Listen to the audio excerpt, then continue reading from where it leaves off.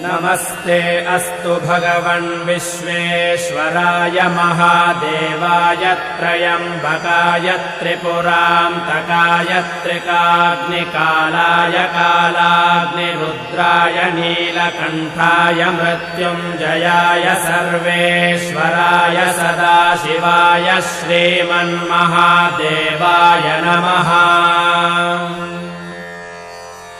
नमो हिरण्यबाहवे सेनान्ये दिशां च पतये नमो नमो वृक्षेभ्यो हरिकेशेभ्यः पशूनां पतये नमो नमः सस्पिञ्जराय द्विषीमते पथीनां पतये नमो नमो बभ्रुषाय विव्याधिनेन्नानां पतये नमो नमो हरिकेशाय योपवीतिने पुष्टान्